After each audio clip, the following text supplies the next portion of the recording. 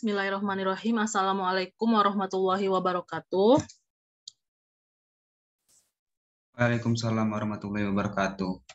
Selamat sore dan salam sehat untuk kita semuanya. Sore, Bu.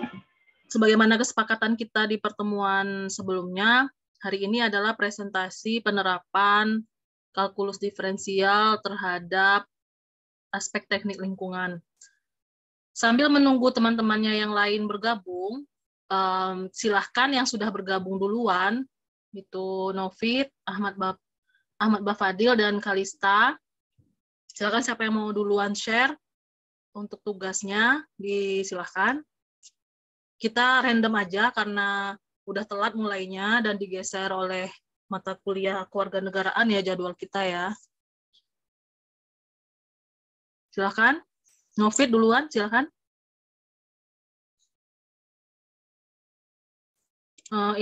Izin, Bu, apakah boleh off cam, Bu?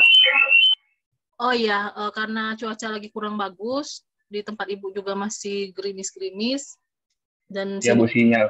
Ya, sinyal internet Ibu kurang ini ya, dari tadi yang di kelas R1 kurang support, sering terlempar. Jadi boleh off cam, silakan.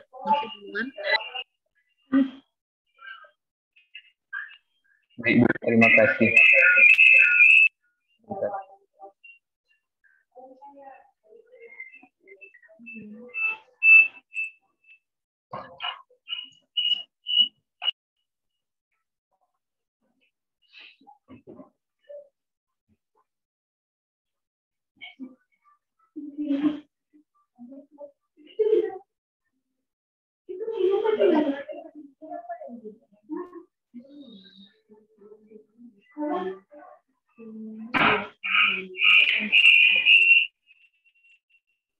Izin, Bu, apakah sudah terlihat?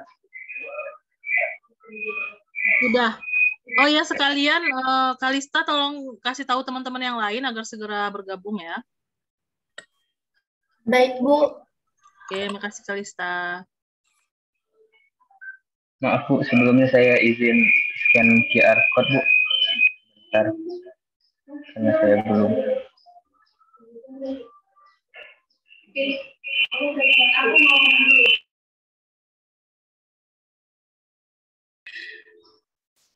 Mohon izin, Bu. Iya.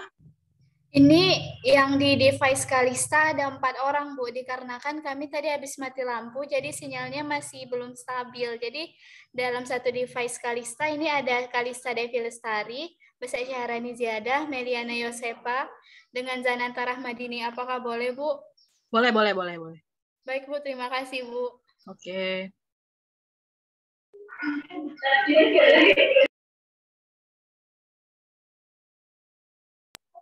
Baiklah, Bu. Assalamualaikum warahmatullahi wabarakatuh. Waalaikumsalam warahmatullahi wabarakatuh. Saya di sini izin merepresentasikan tugas saya tentang penerapan kalkulus diferensial dalam teknik lingkungan. Yaitu pertama adalah limbah absorpsi. Salah satu penyebab terjadinya lingkungan baik di air, udara maupun tanah adalah zat-zat yang berasal dari kita produksi dalam industri yang berbahaya atau biasa kita kenal dengan limbah industri. Landasan teori yang saya gunakan yaitu untuk menghitung tangki. Novi di ruangan sama Ahmad Bafadil atau yang lain ya? Atau ini laju perubahan. Ada ini ya, agak berdenging bunyinya ya, nggak bagus di ini. Coba di ini dulu. Iya, Bu. Oke, lanjut. Tes. Assalamualaikum. Laju perubahan jumlah senyawa dalam tangki sama dengan massa yang masuk ke tangki dikurang massa yang keluar dari tangki atau dapat ditulis dengan D C kali T kali P per DT sama dengan C in kali T kali Q in kurang Q out dikali T dikali Q out dengan keterangan CT yaitu konsentrasi zat pada tangki, C in konsentrasi zat yang masuk pada tangki, C out konsentrasi zat yang keluar dari tangki, P sama dengan volume tangki, Q in sama dengan laju alir masuk tangki, Q out laju alir keluar tangki. Nah, contoh soalnya yaitu suatu zat senyawa organik limpafenol sebanyak 300 ppm atau miligram per liter dimasukkan ke dalam tangki alir pengaduk ke-1 yang telah berisi 4.000 liter larutan penyerap limbah atau volume total di dalam tangki dengan debit alir tangki alir berpengaduk sebesar 10 liter per menit atau konstan. Dalam tangki alir pengaduk dibagi menjadi 4. Proses perubahan massa komponen senyawa fenol melalui teknik adsorpsi di mana konsentrasi limbah fenol diserap oleh larutan penyerap fenol. Nah, pertanyaannya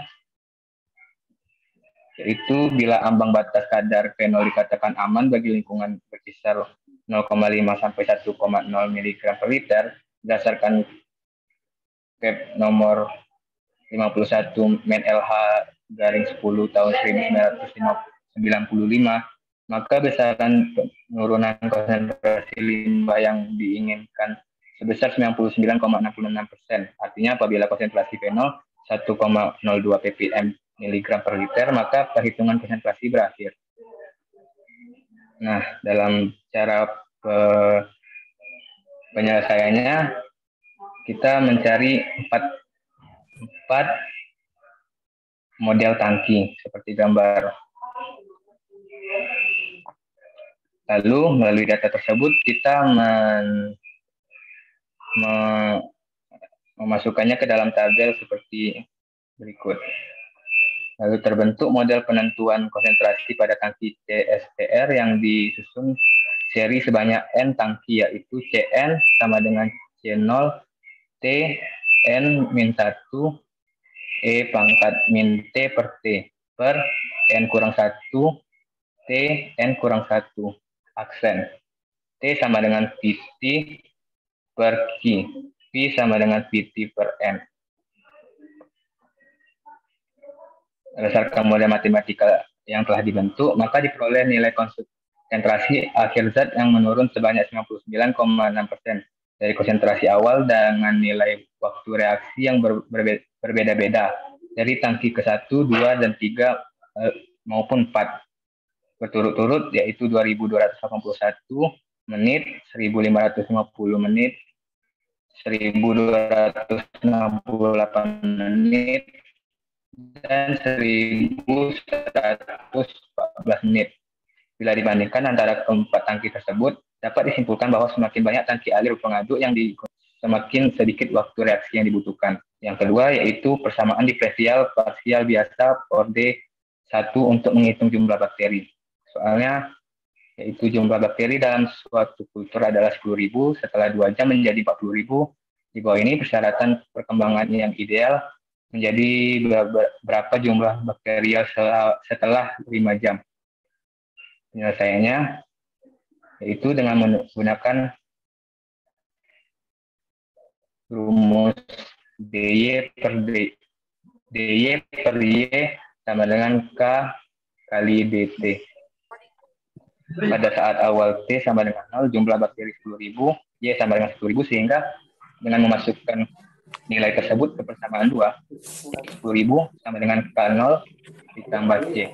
Masukkan C ke persamaan kedua, menjadi in Y sama dengan KT tambah in 10.000. T sama dengan 2 jam, Y sama dengan 40.000. In Y 40.000 sama dengan 2.000 ditambah in 10.000 sama dengan setengah in 40.000 dikurang in 10.000. Setengah in 40.000 per in 10.000 sama dengan setengah in 4 sama dengan in. Novit. Itu ln ya Novit, bukan in. Logaritma natural ya, logaritma natural. Baik, Bu. Saya ulangi. Oke.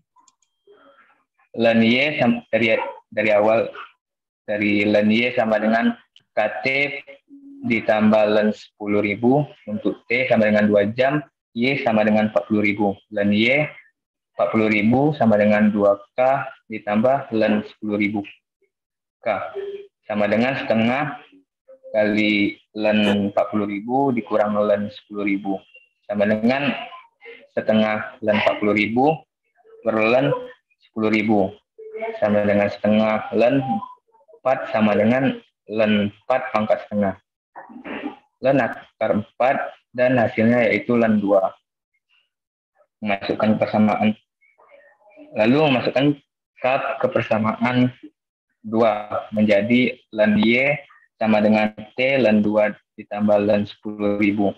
Untuk T sama dengan 5 jam, Y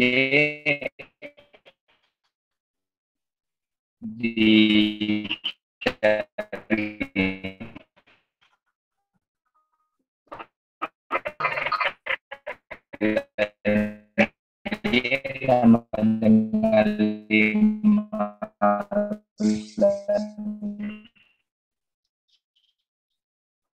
2 ditambah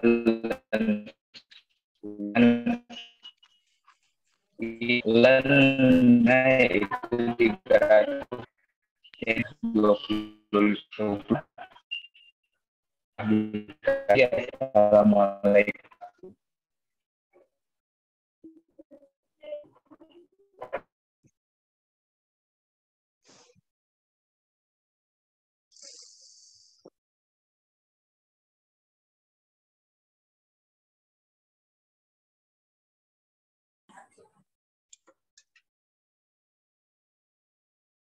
Baik, berhubung Novit sudah tadi halaman terakhir dari presentasinya, kita beri aplaus buat Novit.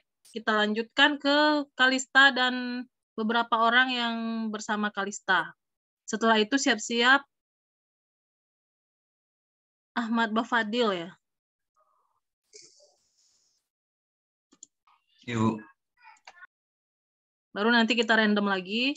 Itu tadi Ibu yang duluan join Zoom ya. Yang Ibu beri kesempatan pertama. Jadi secara random aja, tidak berdasarkan presensi siakat. Silakan Kalista, lanjut. Siapa tadi? Ada Bese, terus siapa lagi? Ada Meliana sama Zananta juga, Bu. Oke, berarti Kalista duluan, baru dilanjut 3 orang lagi, baru selanjutnya Ahmad Bafadil. Kita sampai jam 6 kurang 10 ya. Oke, silakan Kalista. Baik, Bu, izin share screen sebelumnya. Ya, silakan.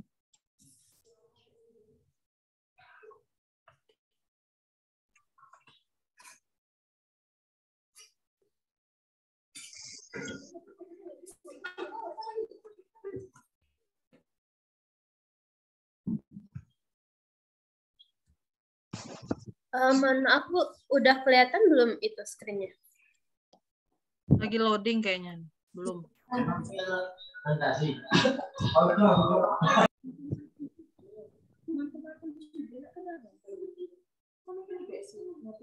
Belum kelihatan? Oke, udah.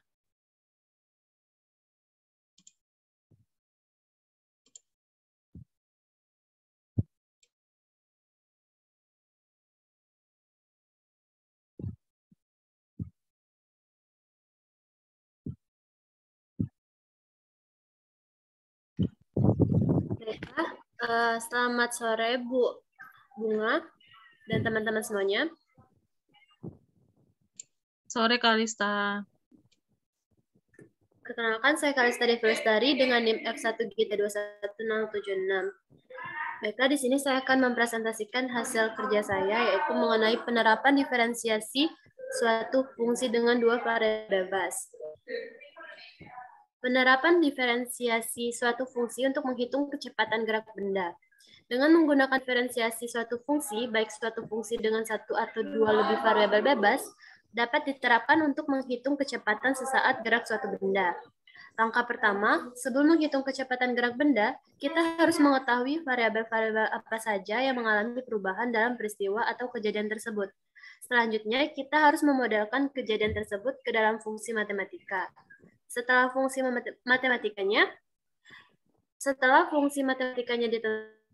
tersebut didiferensiasikan terhadap waktu T untuk menghitung kecepatan gerak benda tersebut. Adapun contoh soalnya sebagai berikut. 1. Sebuah tangki berbentuk kerucut terbalik dengan jari-jari 5 meter dan tingginya 20 meter. Debitnya tidak diketahui dan pada saat luas permukaan air atau A sama dengan pi meter kuadrat. Luas permukaan air berkecepatan 3 meter kuadrat per 4 menit. Dan pada saat kedalaman air 8 meter, permukaan air dengan kecepatan 3 menit 4 pi menit. Maka berapa kecepatan perubahan jari-jari permukaan air pada saat luas permukaan air 4 pi meter kuadrat tersebut? Gambarnya sebagai berikut.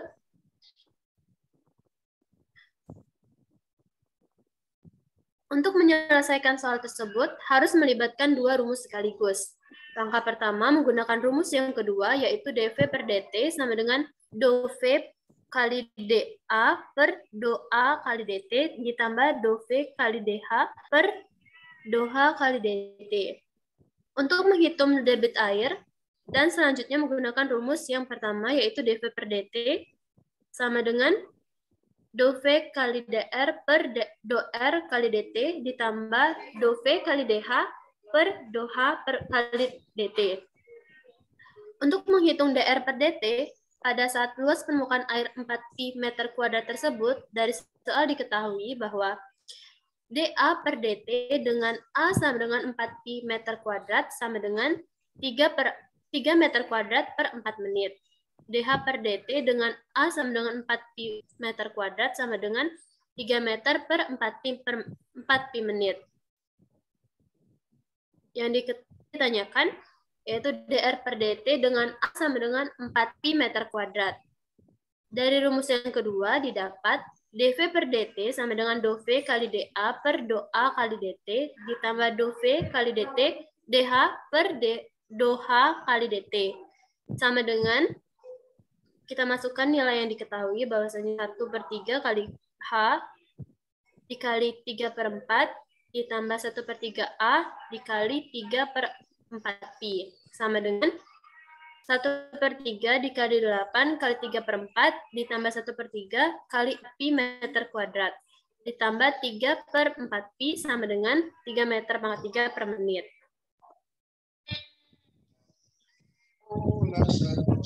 Dari rumus yang pertama yaitu dV per dt sama dengan dV kali dr per dr kali dt ditambah dV kali dH per dH kali dt. dr per dt sama dengan 3 kurang 1/3 pi r kuadrat dikali 3/4 pi per 2/3 pi rh. R per dt dengan A sama dengan pi, H sama dengan 8, R sama dengan 2, sama dengan 3 meter per 16 pi menit. Jadi, pada saat luas permukaan air bertambah panjang dengan kecepatan 3 meter per 16 pi menit.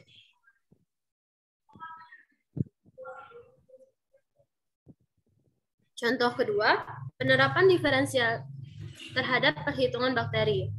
Rata-rata pertumbuhan suatu bakteri setelah T menit diberikan oleh persamaan NT sama dengan 1000 ditambah 30 T kuadrat kurang 1/3 dengan T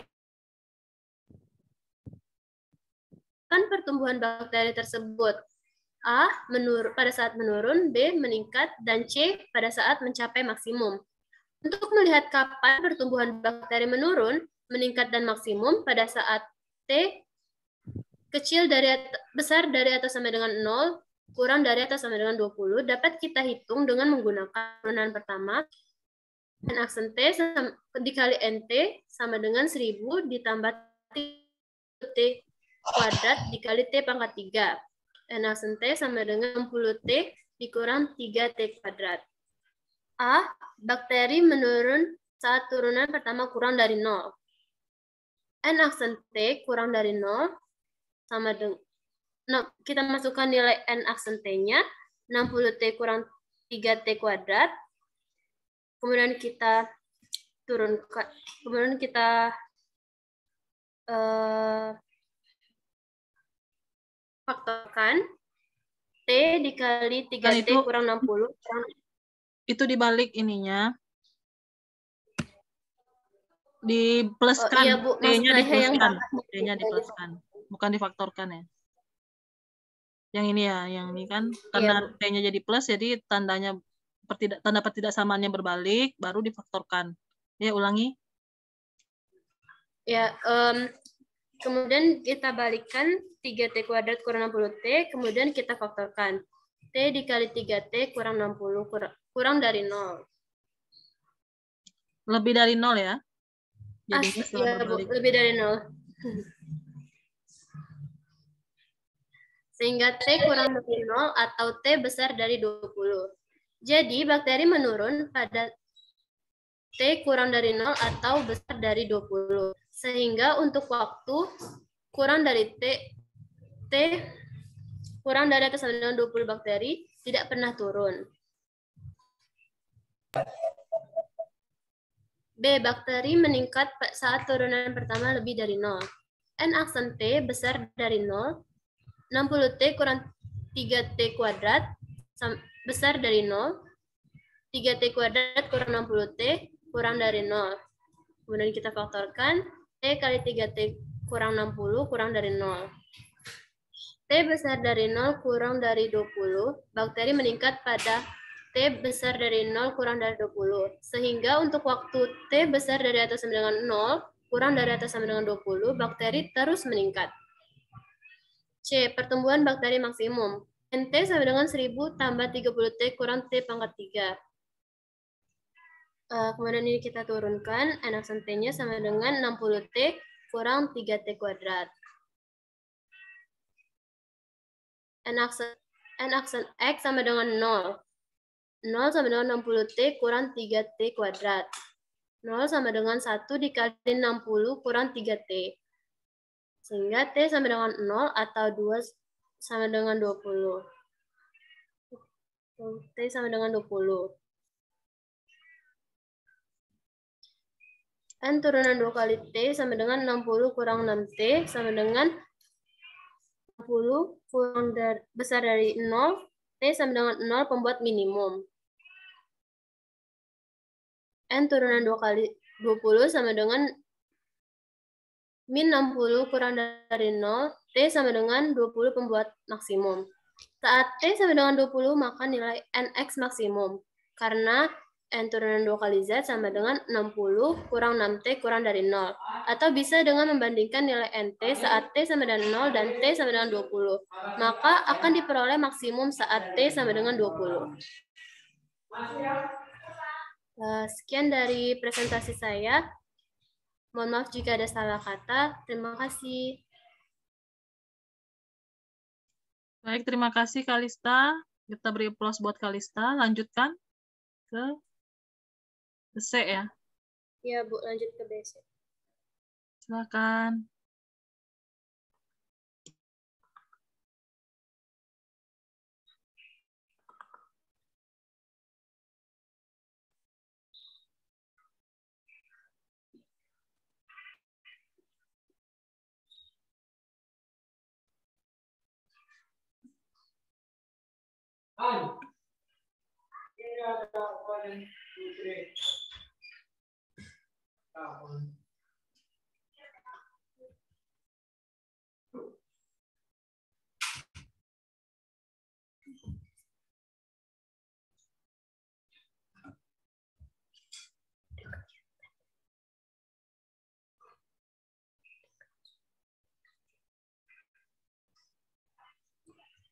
Bismillahirrahmanirrahim. Assalamualaikum warahmatullahi wabarakatuh.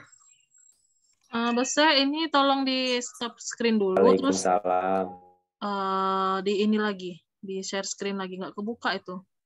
Iya, Bu. Sudah, Bu. Cuman mungkin masih sedikit hasilnya.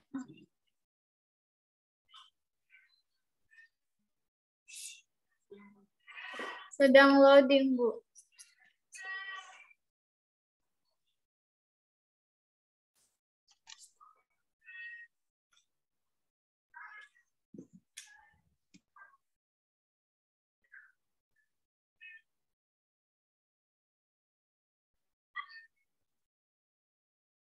Mohon izin Bu, apakah sudah terlihat?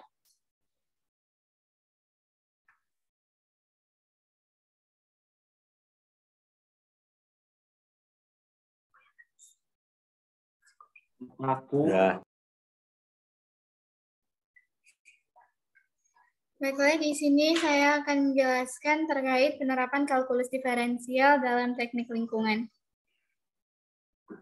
Diferensial adalah salah satu cabang kalkulus dalam matematika yang mempelajari bagaimana nilai suatu fungsi berubah menurut perubahan input nilainya.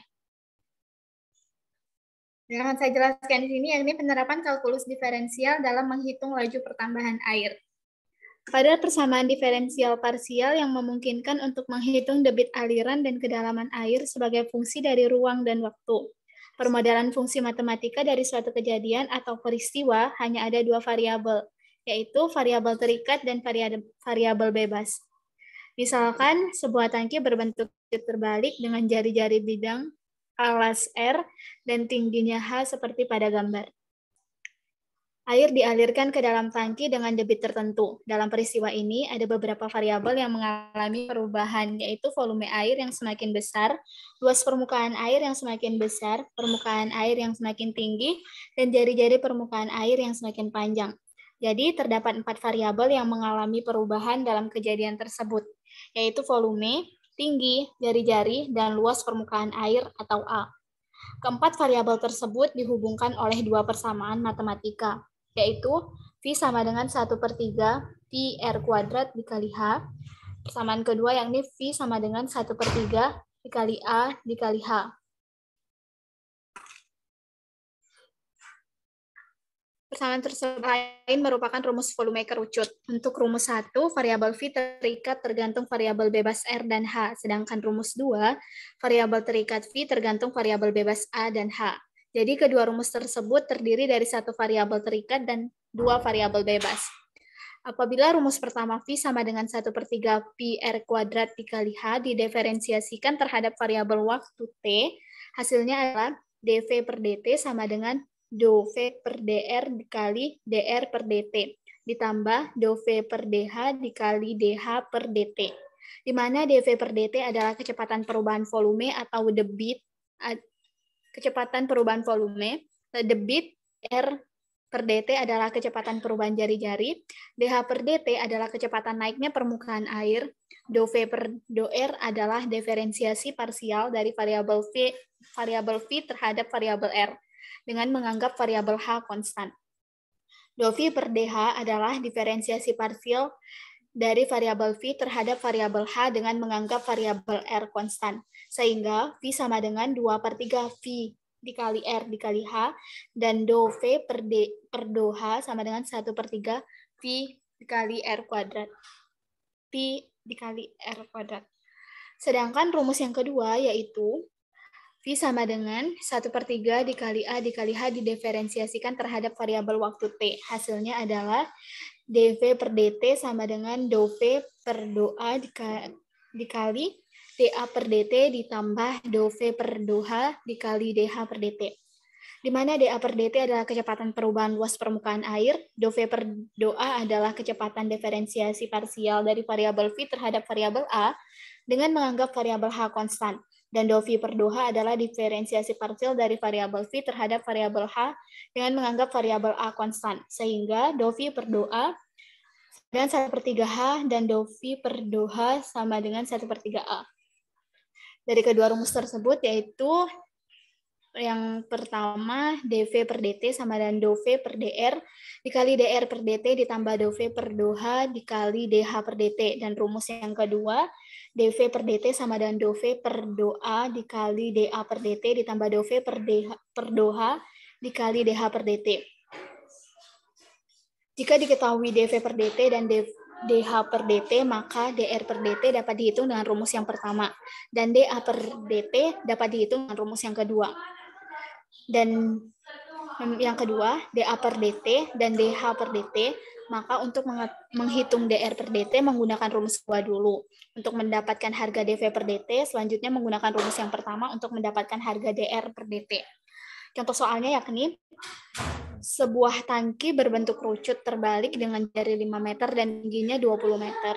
air dialirkan ke dalam tangki dengan kecepatan 3 meter kubik per menit, dan pada saat kedalaman air 8 meter, permukaan air naik dengan kecepatan 3/4 pi meter kubik per menit. Hitunglah berapa kecepatan perubahan jari-jari permukaan air pada saat kedalaman air 8 meter tersebut. Pertama-tama kita cari dulu yang diketahui dari soal, yakni dV per dt sama dengan 3 meter kubik per menit, dan dH per dt, yakni dengan H sama dengan 8M, itu dH per dt-nya sama dengan 3/4 pi meter kubik per menit. Adapun yang ditanya yakni dR per dt pada saat H sama dengan 8 meter. Penyelesaiannya yakni yang pertama kita menggambar tangki dan mencari hubungan antara H, R, dan A pada saat kedalaman air atau H sama dengan 8 meter tersebut. Sama-sama dapat kita lihat dan kita perhatikan gambar yang tertera. Dari gambar tersebut didapat R kecil per R besar sama dengan H kecil per H besar. R kecil per 5 sama dengan H kecil per 20. Jadi R didapatkan 1/4H. Untuk H sama dengan 8 meter, jari-jari permukaan atau R sama dengan 2 meter, dan luas permukaan air atau A besar sama dengan pi R kuadrat sama dengan 4 pi meter kuadrat. Untuk menyelesaikannya, kita gunakan rumus yang pertama, yakni dV per dt sama dengan dV per dr dikali dr per dt ditambah dV per dH dikali dH per dt. Didapatkan dr per dt ini dV per dt dikurang dV per dH dikali dH per dt dibagi dengan dV per dr. dV per dr. Sehingga dV per dt sama dengan 3 menit. dV per dH sama dengan 1/3 pi R kuadrat sama dengan 4/3 pi. dH per dt sama dengan 3/4 pi. dV per dr sama dengan 2/3 pi R dan H 32/3 pi. dr per dt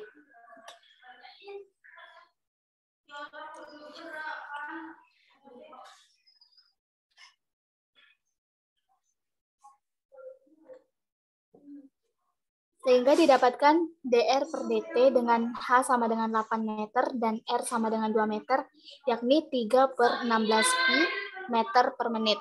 Jadi pada saat kedalaman air 8 meter, jari-jari permukaan air berubah dengan kecepatan 3/16 pi meter per menit.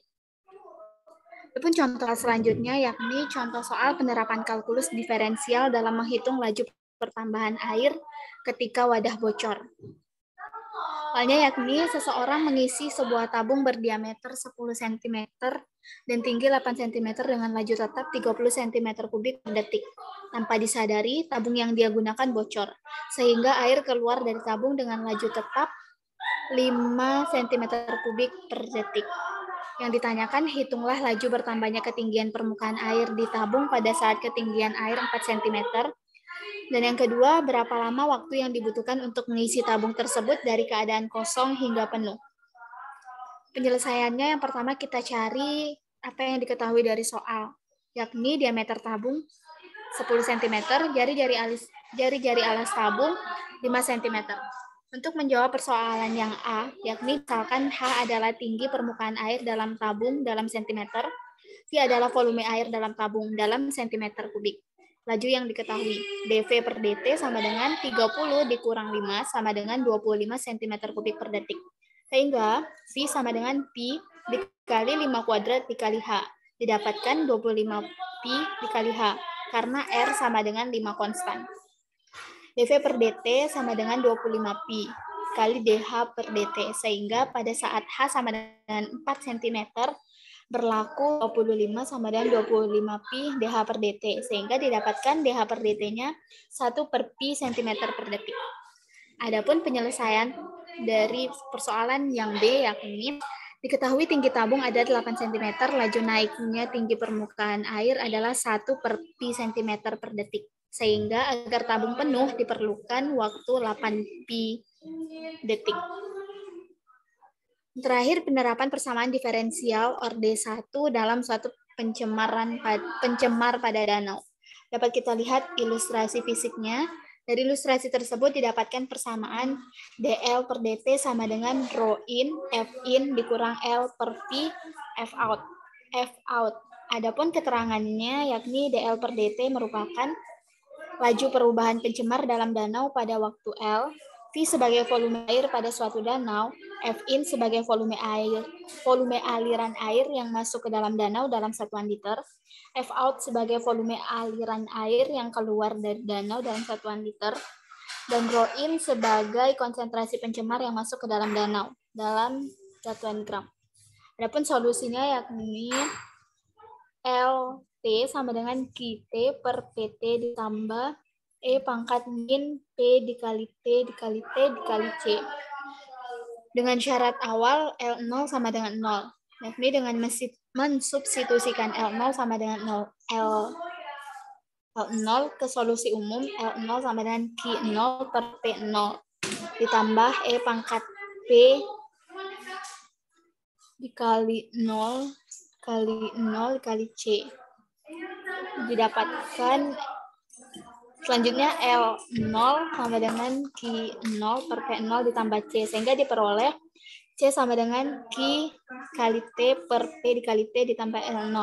C adalah sembarang konstanta, sehingga P dikali T sama dengan F out per V dan Q kali T sama dengan rho in kali F in, dengan P kali T dan Q T sebagai sembarang konstanta.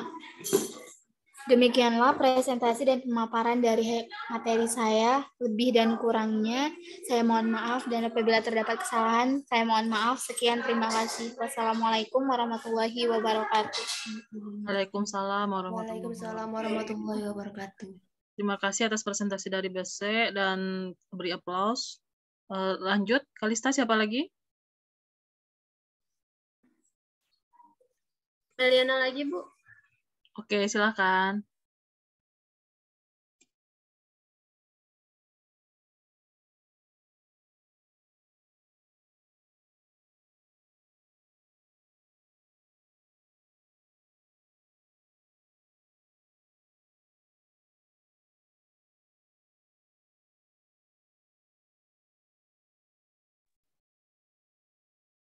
Baiklah, apakah share screen saya telah terlihat, Bu?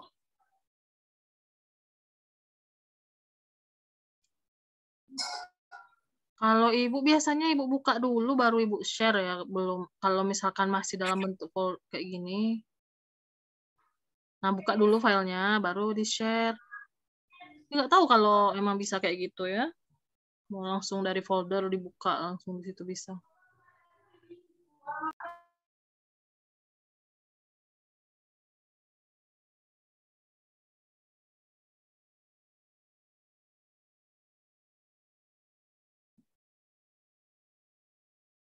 Oke, udah. Lanjut, Meliana. Baik, Bu. Selamat sore buat Bu Bunga dan juga teman-teman semuanya. Sore. Di sini saya perkenalkan, saya Meliana Yosefa Hutajulu dengan NIM F1G321066. Di sini saya akan mempresentasikan hasil kerja saya mengenai penerapan kalkulus diferensial dalam ruang lingkup teknik lingkungan.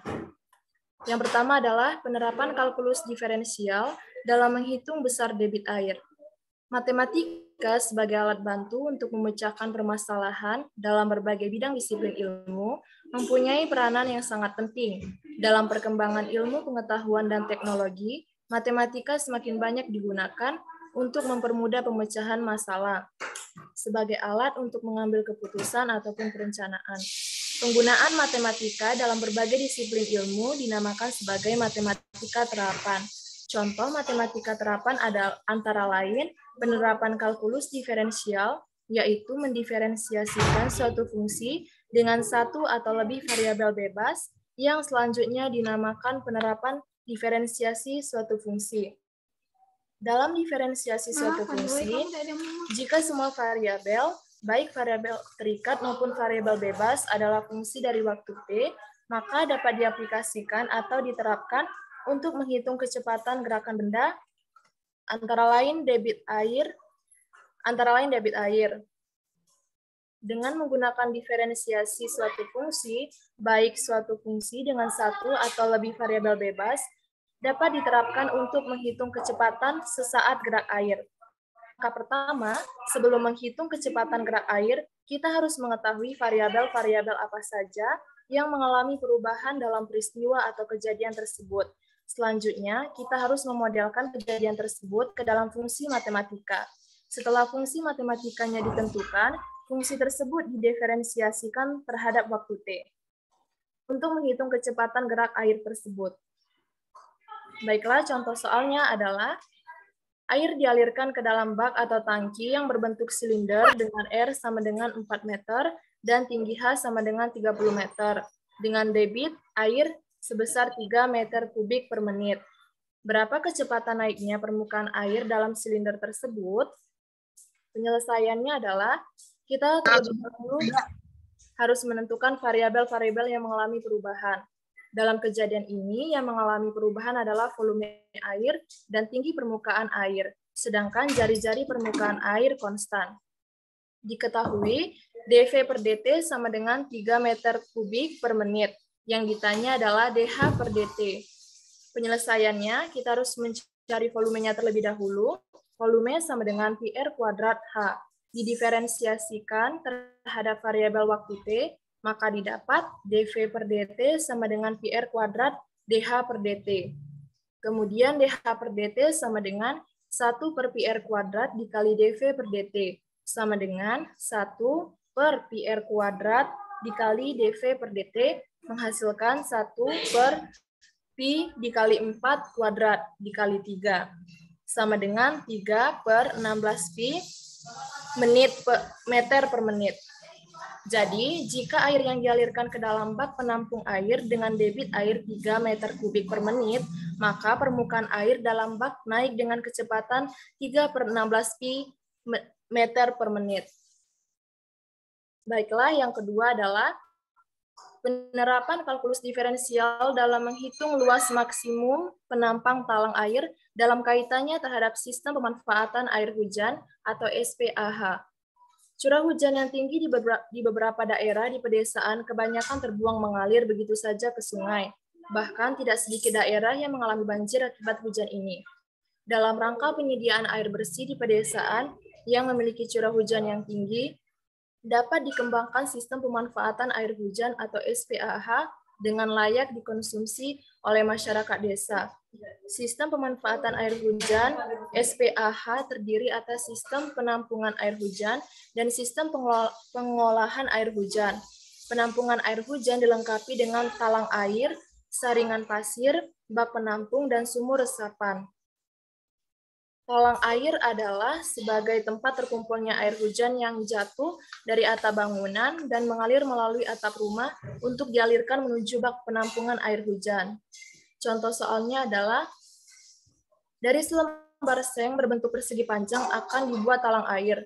Kedua tepinya dilipat selebar X seperti pada gambar berikut ini.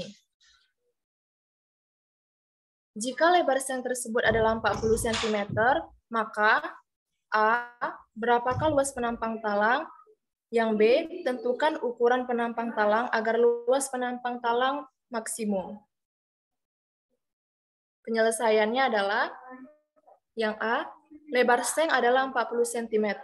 Lalu pada kedua sisi seng dilipat sebesar X, sehingga lebar penampang seng sekarang adalah 40 dikurang 2X, dan tinggi talang adalah X.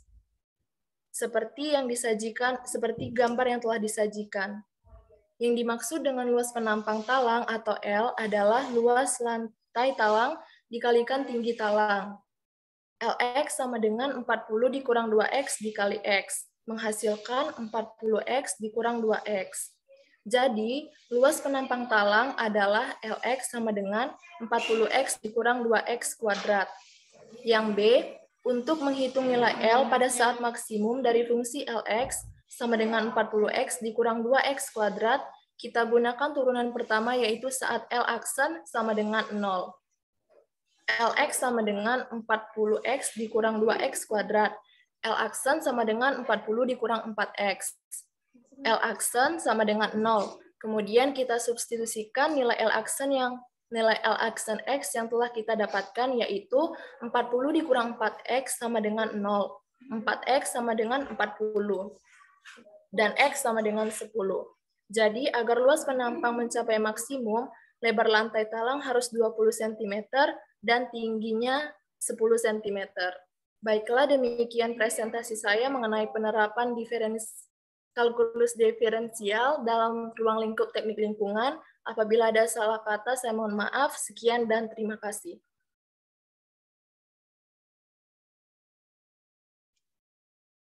Oke, baik, terima kasih Meliana. Selanjutnya siapa Kalista? Beri aplaus untuk Meliana ya. Selanjutnya adalah Zananta, Bu. Ya, silakan. Setelah ini siap-siap Ahmad Bapadil ya. Baik, Bu.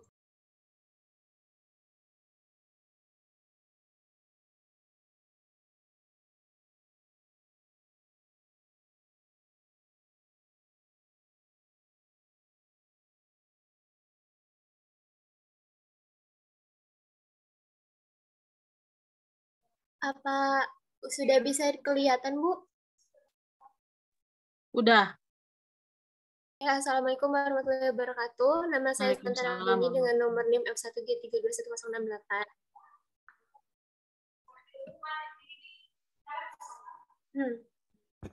Penerapan kalkulus diferensial dalam teknik lingkungan beserta contoh soal dan proses kalkulasi turunannya. Yang pertama, persamaan diferensial untuk meminimalkan polutan pada air. Sebagian besar air yang di lingkungan sekitar tercemar oleh polutan, misalnya tercemar oleh limbah pabrik, bakteri, pestisida, lumpur, dan lain-lain. Persoalan-persoalan polusi di lingkungan, baik berupa pencemaran sungai, daerah pantai, maupun danau, hampir selalu dapat disimulasikan atau ditirukan fenomena kejadiannya melalui sebuah model matematika. Model matematika merupakan alat bantu analisis untuk menerjemahkan fenomena kejadian dunia nyata ke dalam persamaan matematika. Salah satu fenomena tersebut ialah pencemaran air. Pada umumnya, pencemaran air yang tercemar suatu polutan dibersihkan dengan menggunakan bahan kimia tertentu melalui berbagai tahap. Minimalisasi konsentrasi polutan dilakukan dengan mengalirkan air bersih yang tidak mengandung polutan ke dalam sejumlah wadah buah yang tersusun secara berdampingan. Akibatnya, konsentrasi polutan akan berkurang seiring berjalannya waktu. Persamaan diferensial linear orde 1 dapat diaplikasikan dalam permasalahan ini dengan mengidentifikasi konsentrasi polutan sebagai variabel terkait dan waktu sebagai variabel bebas. Adapun model yang diperoleh sebagai berikut. Contoh soalnya, terdapat 3 buah wadah berdampingan dan identik berisi air yang mengandung sejumlah polutan.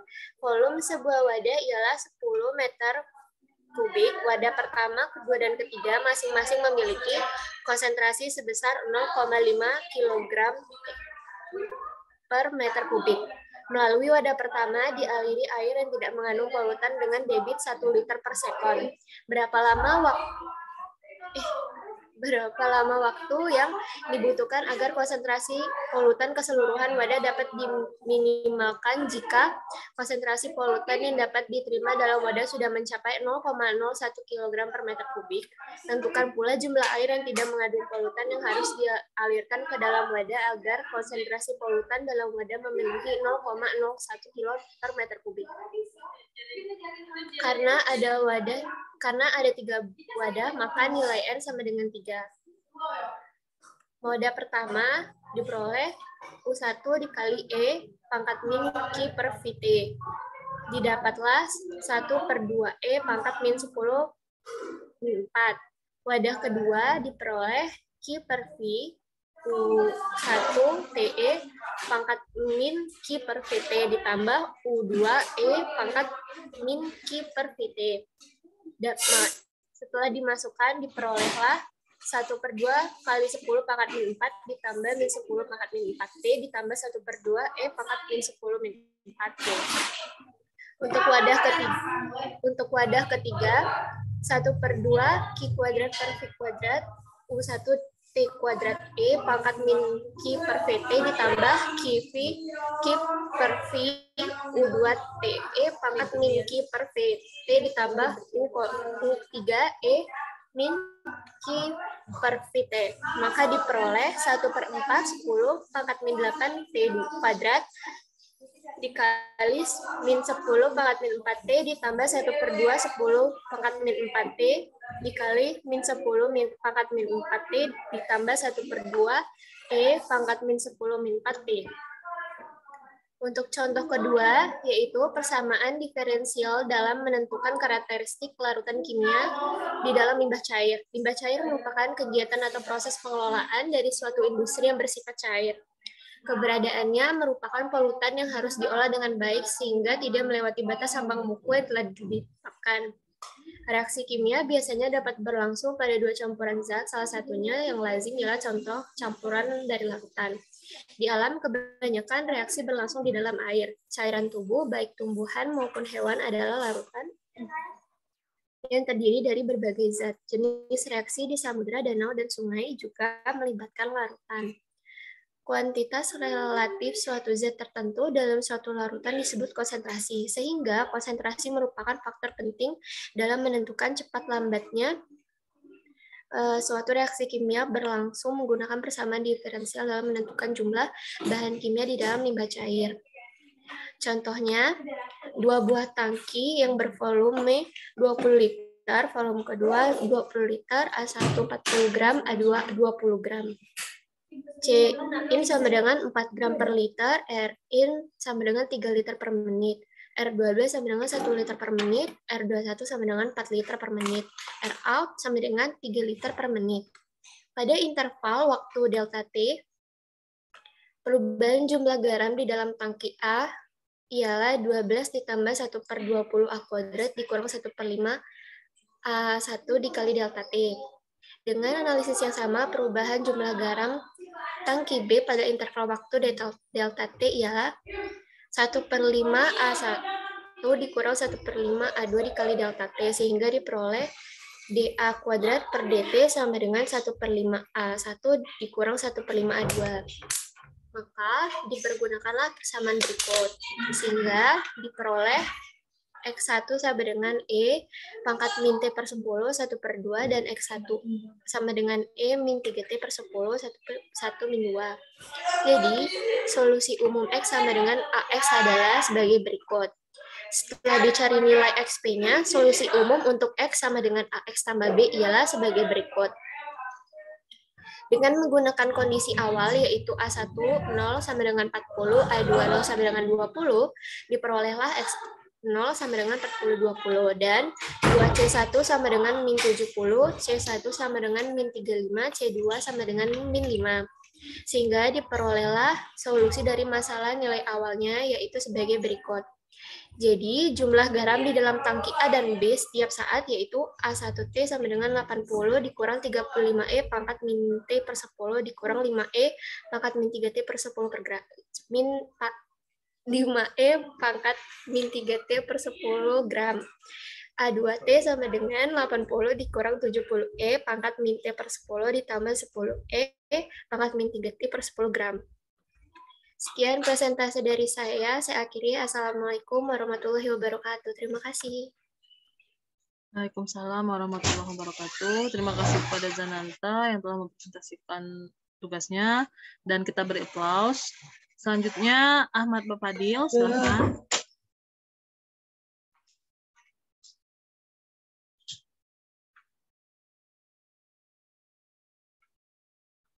Setelah ini siap-siap Zahra Nurulita. Oh ya, untuk pertemuan ini nanti ada tugas menyimak video, nanti akan Ibu berikan di LMS. Dan minggu depan, kalau misalkan kewarganegaraan mau mata kuliah kewarganegaraan ya tadi ya? Tapi udah selesai kan ya? Minggu depan kita mulai jam 7, karena kan masih banyak yang belum nih. Mulai jam 7 sampai selesai. Jam 7 pagi. Bagi yang belum presentasi. Selasa depan ya. Oke, lanjut Ahmad Bapadil. Apakah sesi saya sudah terlihat? Sudah. Nah, Mohon izin Bu sebelumnya. Ya, Tadi kan disebutkan bahwa minggu depan kita mulai di 7. Nah, kalau di jadwal siakat kan 7.45, berarti tetap jam 7 seperti biasa ya Bu, atau tetap 7.45 Bu? jam 7 soalnya kan masih banyak yang belum. Kalau jam 7.45 nanti kan melebihi waktu yang ini. Baik Bu, lewat dari terima jam 10. kasih Bu. Jam 7 aja mulainya. Yang terutama yang belum duluan masuk ya. Ini kita cuma sampai jam sampai 2 orang lagi nih kayaknya ya, setelah Ahmad Bapadil, setelah ini Zahra. Setelah itu kita cukupkan dulu, minggu depan kita lanjutkan. Oke, silahkan Ahmad Bapadil. baiklah. Assalamualaikum warahmatullahi wabarakatuh. Perkenalkan nama saya Ahmad Bapadil. Dalam kesempatan kali ini saya akan menjelaskan tugas saya. Contoh merupakan permasalahan yang sering ditemukan pada proses dekomposisi zat kimia atau polutan dalam reaktor. Untuk persamaan diferensial, biasa tidak ada pembatalan yang nyaman yang mengarah ke integral value problem dan integral value problems. Memberikan nilai f leave x 0 plus reg, di mana x 0 biasanya bernilai 0. Meski tidak diharuskan nilai awal ini memberikan informasi yang cukup untuk menyelesaikan persamaan dan menemukan nilai aktual dari f leave x dot reg untuk sejumlah nilai x. Terdapat beberapa metode yang akan dibahas, yaitu metode Euler dan metode Huhn. Pertama, metode Euler. Metode Euler merupakan metode paling sederhana yang diturunkan dari deret Taylor. Penyelesaian inti value problem menggunakan metode Euler dilakukan melalui persamaan YI tambah 1 sama dengan YI tambah F dalam kurung XI, YI per H, di mana I merupakan tahapan iterasi. Selesaikan persamaan diferensial di bawah ini jika diketahui F0 sama dengan 1 menggunakan H sama dengan 0,05 dan N sama dengan 100. F aksen X, Y sama dengan Y per 2X tambah 1. Jawabnya, penyelesaian secara analitik persamaan tersebut untuk nilai F0 sama dengan 1, F0 sama dengan 1 sebagai berikut. Fx sama dengan akar 2X tambah 1. Secara numerik, persamaan tersebut dapat diselesaikan sebagai berikut. Iterasi pertama, Y dalam kurung 0,5 sama dengan 1 tambah 0,05X. 1 per 2 dikali 0 tambah 1 sama dengan 1,05. Dan iterasi kedua, Y 0,1 sama dengan 1,05 tambah 0,05X. 1 per 2 dikali 0,05 tambah 1 sama dengan 1,097727. Yang kedua itu metode Huhn. Metode Huhn merupakan salah satu peningkatan dari metode Euler. Metode ini melibatkan dua buah persamaan. Persamaan pertama disebut sebagai persamaan prediktor yang digunakan untuk memprediksi nilai integrasi awal persamaan kedua. Disebut sebagai persamaan korektor yang mengkoreksi hasil integrasi awal persamaan metode. Huhn pada ini merupakan metode prediktor korektor satu tahapan. Akurasi integrasi dapat ditingkatkan dengan melakukan koreksi ulang terdapat nilai koreksi semula menggunakan persamaan kedua, yaitu YI 0 tambah 1 sama dengan YI tambah Fx1 XI, YI H, dan YI tambah 1 sama dengan YI tambah Fxi, YI tambah Fxi tambah 1, YI pangkat 0 tambah 1 per 2H. Dan selesaikan persamaan diferensial di bawah ini jika diketahui F0 sama dengan 1 menggunakan H sama dengan 0,05 dan N sama dengan 100. Yaitu F aksen X, Y sama dengan Y per 2X tambah 1. Contoh perhitungan secara manual menggunakan metode Huhn untuk skala interaksi adalah sebagai berikut. F aksen 0, 1 sama dengan 1/2 dikali 0 tambah 1 sama dengan 1. Y pangkat 01 sama dengan 1 tambah 0,05 dikali 1 sama dengan 1,05. Y aksen 1 sama dengan F aksen 0,05 dibagi 1,05 sama dengan 1,05 per 2 dikali 0,05 tambah 1 sama dengan 0,954.555. Dan YI sama dengan 1 tambah 0,05 dikali 1 tambah 0,95 454,55 per 2 sama dengan 1,047.727. Penyelesaian persamaan tersebut menggunakan fungsi Hyun dengan iterasi pada nilai koreksi sebanyak 1 kali disajikan pada sintaks berikut. Num lebih kecil Hyun lebih kecil min Hyun F 1, X 0 sama dengan 0, Y 0 sama dengan 1, H sama dengan 0,05, N sama dengan 100. Dan berikut gambar visual integrasi numerik dengan metode Hyun dan metode analitik. Sekian dari presentasi saya. Apabila ada kata yang salah, saya mohon maaf. Saya akhiri. Wassalamualaikum warahmatullahi wabarakatuh.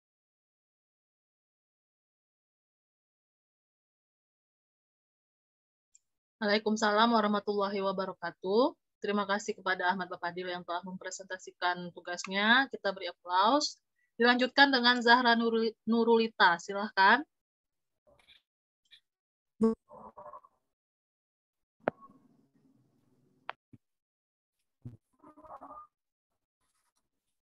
Apakah screen saya sudah kelihatan? Sudah. Baiklah, Assalamualaikum warahmatullahi wabarakatuh. Perkenalkan, nama saya Zahra Nurulita Amanda dengan NIM F1G3210141. Di sini saya akan menjelaskan tentang materi penerapan turunan kalkulus diferensial dalam aspek teknik lingkungan. Di sini saya akan menghitung konsentrasi polutan. Konsentrasi polutan adalah besarnya zat pencemaran yang dilepaskan ke udara oleh lalu lintas dalam satuan volume. Untuk mengetahui besarnya konsentrasi polutan CO digunakan persamaan sebagai berikut. Lalu selanjutnya bisa dilihat pada tabel. Pada hari Senin, konsentrasi polutan cukup tinggi dibandingkan dengan hari Sabtu dan Minggu. Pada hari Senin pagi, konsentrasi polutan sebesar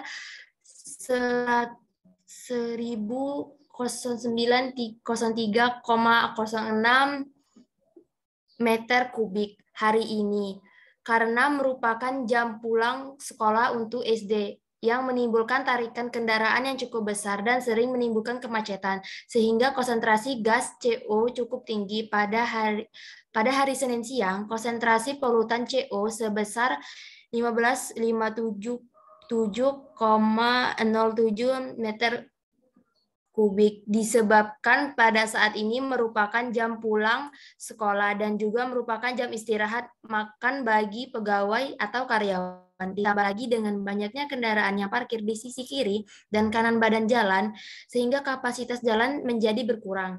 Kendaraan yang parkir ini pada umumnya kendaraan pribadi dengan tujuan menjemput anak sekolah dan selain itu untuk tujuan makan karena di lokasi tersebut terdapat banyak restoran.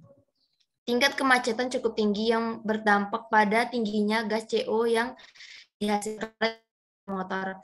Pada Senin sore, konsentrasi gas CO sebesar 13.422,55 meter kubik. Selanjutnya, model perubahan jumlah air dan nutrisi pada makhluk hidup. Semua yang ada di alam ini ada ukurannya, ada hitungan-hitungannya, dan ada rumusnya. Pada dasarnya, manusia bisa membuat rumus yang dapat diinterpretasikan sehingga menjadi model.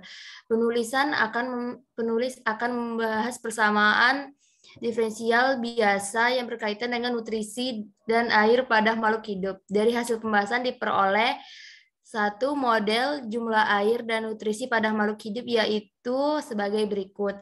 Di mana N1 dalam kurung T yang menunjukkan jumlah air dan N2 dalam kurung T menunjukkan jumlah nutrisi pada saat T1, R1 menunjukkan laju peningkatan pada air, R2 menunjukkan laju peningkatan pada nutrisi, T menunjukkan waktu, menunjukkan proposal ukuran dan air dan nutrisi, menunjukkan proposal ukuran nutrisi dan air, menunjukkan kapitalis untuk nutrisi. Kesetimbangan jumlah air dan nutrisi pada makhluk hidup diperoleh pada saat A untuk air. Jika R1 0,2 K sama dengan 0,2 per 0,005 per 200 per 5 sama dengan 40, maka didapatkan hasil 0,005. Jika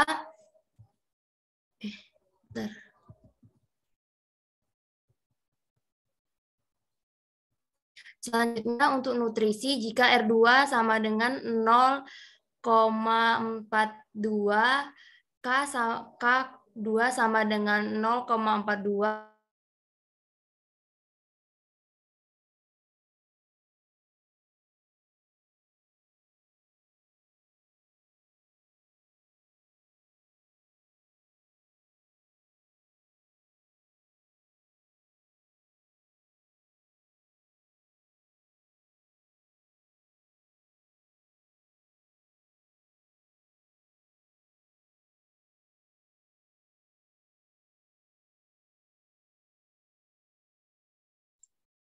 Kenapa Zahra?